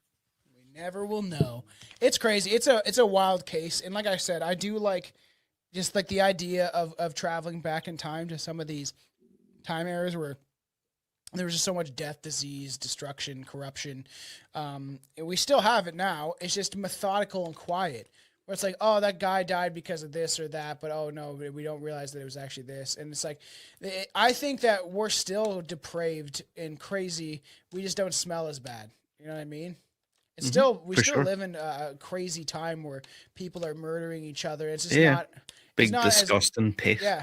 Well, it's more like, you know, the serial killers and psychopaths have now joined mansions and lots of money. Yeah, or corporations, right? Most people that are CEOs are like psychopaths. They're sociopaths. They don't like feel empathy and stuff. P. Diddy. There's a show we should do. P. Diddler, man. Yeah, the Diddler. The thing is, realistically, we need to do like a rant episode and just go off about some of the stuff that's going on. And I think we'll do that sometime soon for everybody. But I hope you guys enjoyed yourself. I have two more really quick ones to touch on what you were saying about the execution. So Burke's notoriety meant that a lot of people in the city wanted to watch him hang. Historians estimate that a crowd of around 25,000 gathered to watch him in the gallows, which you already said. Yeah. With a crowd so large, people living in the tenements overlooking the scaffolding hired out their rooms so people could get a better view of said execution. Prices for a window view ranged anywhere from 5 to 20 shillings per person. Which is kind of clever. Yeah, because why not? Because people, like I said, people are fucking bored, man. And then so they're like, you know, I want to get I want to be front row and center, man. I want to see this guy. And the thing is, too, it's so crazy because it was technically a form of entertainment. Yeah, and like it's probably like crazy exciting for them. The infamous Burke and Hare murders have left their mark on English vocabulary too. A new word known as burking was coined, a verb meaning to smother a victim or to commit an anatomy murder. Sounds like something sexual, not gonna lie. A rhyme also circulated around Edinburgh from the time. Up the close and down the stair, but and ben we Burke and Hare. Burke's the butcher, Hare's the thief, knocks the boy that buys the beef. That's weird. Now, and that was a 19th century children's rhyme. What was London? What was London Towers about? Was there like something about that? Fall down. I think me and Billy talked about this other. London Bridge is falling down is a nursery rhyme singing which is different versions. And it deals with weird. Thought it was about something crazy. There's definitely one of those rhymes that it was about something, and I felt like it was that one, but maybe not. Yeah, I think it was just about the economy and everything was fucking collapsing. Pretty crazy. And this is a wild case, right? And stuff like this was happening, I feel like all the time. And some people were caught and some people were not. And it would have been way easier to get away with murder back then. And realistically, like these guys got away with 16 murders they claim. If you've killed one person, it'd probably be pretty easy. If you just like had accidentally killed somebody or just out of a fit of rage and really just like dump the body somewhere, like it would be it would be hard to get caught, considering there's probably so much shit going on constantly, and you, I don't know, what a different time to be alive. I hope everyone enjoyed themselves though. That was a fun one. It was kind of unique, something different. Yeah, something different. That's why I want to do it, because like I said, I like reaching back in time to talk about some true crime. And before we really start diving into these more famous cases of serial killers and like, I would like talk about like Andrea Yates and some of these like really bizarre, fucked up true crime cases. And, it's so detached. Talk about stuff like this, it's horrific, but it's so detached because just the time era, like where it was so long ago that I don't think we can even grasp or imagine what it was like to even live back then realistically. So it's so detached from our reality that we live in now, where me and Billy have talked about, the more recent it is, the more disturbing in my opinion that it is, because when we talk about like Chris Watts and stuff like that, it's just so disturbing because of it was so recent and what this guy did to his family for another woman. And it's easier to talk about stuff that is like back in the day, because like, I don't know what it was like to live back then. And I will never, unless I somehow, I reincarnated from back then. I do some like crazy, like past life experience, fucking hypnosis. And I like shoot out of my body. And then I'm like, look at I'm actually Burke Hare or something like that. And I was doing all the murders, who knows, right? Cause who knows who we were in past lives. I don't know what the fuck I was going on about, but I was just thinking here for like the last half an hour, my ear has been like throbbing really bad. Yeah. And I was like, what the fuck is up? Why is it like really bad all of a sudden? What I didn't realize was there's a piece of, metal on the inside of these headphones. Yeah. That the magnets on my ear have been pulling towards. Oh, weird. Yeah. I was like, why do you put the magnet on the ear? So when you drain the blood from inside the ear, when it's puffy, it goes back down normal. And then if you don't compress it, it will just swell back up and fill up with blood again. That sounds disgusting. Why do you choose to do that to yourself? I don't know. Because like right now I was like sitting here for this whole episode going, why do I even bother training? This is like so fucking sore and inconvenient. Like I can't even lie on that side of my head. Yeah. That's crazy. And it's like super hot and inflamed. It's don't like understand it. And some of those even when we were watching the UFC, the Sean Strickland one, I got to start watching it again because I did pay for a subscription. And I'm like, it keeps reminding me, you paid for this month. And I'm like, I haven't even watched anything. But like, it just, she was like, wow, look at that guy's ears. And I'm like, yeah, I know. They're like all like that. Yep. They look like fucking disgusting. It's gross, man. They're just awful. Like, some of them get so bad. Like, even some of the guys I train with, they can't even put like headphones in. Yeah. Because their ears are it's just like little pinholes. What are you doing? I'm burying you. I'm alive. I'm alive. Alive. All right, everybody. You know what to do. Give us 5-star rate and review. We appreciate everybody that tunes in and listens. We're going to be doing a lot of fun stuff. We're trying to, so weird, man. It's so weird. Why can I not do that? So on another episode, Aaron's put up his thumbs up and he realized that like for some reason his camera will like if the little bubble and a thumbs up will come out. If he does two thumbs, it does like it does fireworks. I don't know. I was getting ready to do it that time, but it didn't do it. I don't know what the fuck that is, Look, man. It's like getting ready to do something. And it's not. We have the same camera. I don't even understand where that's coming from. So weird. I never messed with the settings ever, so like I don't know. That's so weird, man. But we have a lot of big stuff coming. We're gonna like what we do on the show. We go back and forth between stuff. We're gonna be talking about conspiracies, and the paranormal, and then true crime, and there's so many things to talk about. There's so much crazy stuff going on, and obviously I want to give the fans something else to think about rather than the chaos that surrounds them and the prison that's being built around them. I want to really offer some fun things sometimes for the fans, for some fun live streams, some fun content. Even if it's about something horrible, at least it's not stuff about the horrible things that are happening right now. It's about some guys stealing bodies, and just having fun with the corpses, flopping the boobies around, clapping those cheeks. Yeah, we just want to remind you that the world has always been a shit, miserable, horrible pit of doom, and it's only getting worse. So yes, and you just need to try to enjoy yourself. You just need to listen to this show and donate lots of money to us and all, so we can be really successful before everything becomes fucked. Yes. Support the show. Buy merch. There's a lot of. I'm going to be doing some new merch designs, but there's already a ton on the site. I would suggest we have 2 merch sites, and I do have a Redbubble that I'll probably keep up with and actually put more merch on Redbubble because people seem to like that. I'd rather be out there as long as possible, or out as much as possible when it comes to some of the stuff. We have a fuck the World Economic Forum shirt. We have a Fuck the New World Order shirt. I will put my Fuck Trudeau design up if people want it.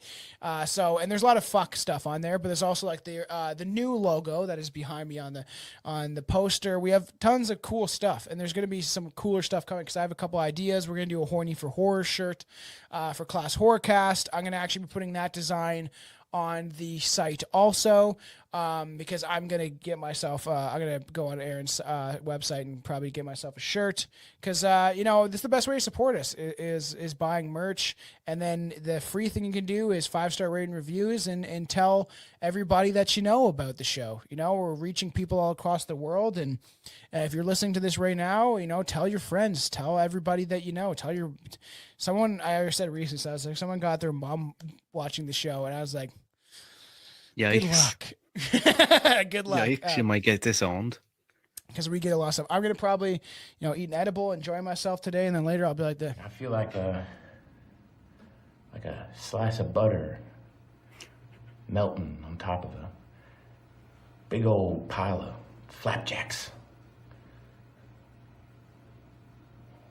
Yeah. I may or may not go to see Godzilla X Con. Okay, question. Tomorrow, right? We're recording on a long weekend. Should I go see Ghostbusters? Is it worth going to see in theaters? How much of a fan are you of Ghostbusters? I do like it. I especially like when Rick Moranis gets raped by a demon. It's my favorite part of that movie. Of course it is. Yeah, I would say it's decent. I've seen it twice. I went to the Irish premiere. Yeah. And then 2 days later, I brought the kid to see it again. He liked it? Yeah, he liked it. I will say the second time around, I was like, whoa, I saw this 48 hours ago. I have enough of this now.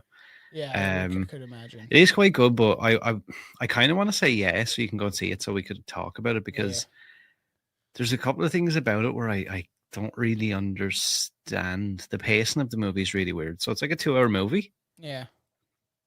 But it feels like it's 45 minutes long somehow. But weird. Yeah, but it's weird. But then it feels like when I look back on it, I'm like, did anything happen for the first hour? Well, that's great. Well, but I wasn't. The weird part is I wasn't bored at any point. Yeah. Well, I'll check it out. We got a lot of stuff coming for Class Horrorcast too. We have I'm literally saying a billion ideas. There's so many things that we're doing. So support Class Horrorcast too. And there's a lot of there's big stuff coming. I've been on doing a couple shows on other people's podcasts recently. So just everyone and we got just support us. If you really do enjoy the content and what we're doing, and I keep saying to everybody, take nothing seriously, and try to enjoy your life while you can. Do you have a roof over your head? Do you have food? Do you have water? These could be the good old times. So enjoy them before we break down into chaos. Or it's like fucking Mega City 1. Yeah. So, and give us 5-star rating reviews. It's free. Just help us out. If you're listening on Spotify, give that 5-star. Especially on Apple Podcast, helps us a lot. Give us 5-star rating reviews, fuckers. I don't know why it's not doing that. It's not working anymore. Oh, boo. Do something. And then maybe we'll talk about Nickelodeon. Maybe we'll just do a big rant episode. We'll talk about P. Diddler, Nickelodeon, how sad it is, what happened to Amanda Bynes. And then I want to do the replacement theory. We have so many things I would actually really like to talk about that Nickelodeon documentary thing. Did you? Yeah, it's I might watch it this weekend. I would like to do like a random episode about that and the Diddler. yeah. The Diddler is a big one. I really want to get into that. Okay, we can do that next for the show if you want. We'll go. I could off even dress up as the Diddler. Oh, you need to do that. But you have to get like a dildo or something and put it on your head. I thought you were going to say I had to go blackface. Oh, that would be even fucking funnier. But like, let's do that. We'll bring up some memes and we'll go live for that shit. So everybody, watch out for that because the time this comes out, it will probably be already out live on Rumble and YouTube and all that stuff. And we'll just go off and talk about some of the crazy things that are happening in our world right now. But you know, another word for apocalypse is unveiling. So they're all being revealed to us. So. Because things have to break down. So everybody, like I said, I'll just keep talking. That's all I do. Even when I go on other people's shows, I can't shut the fuck up. So I'm just going to shut up now. All right. Everybody love everybody. You know, love thy neighbor. You know, don't covet thy wife. You know, just live by the 10 commandments and we should all be fine. But oh wait, a bunch of degenerate communists run our countries now. So that's fun. Fun times. All right. Au revoir. Bye.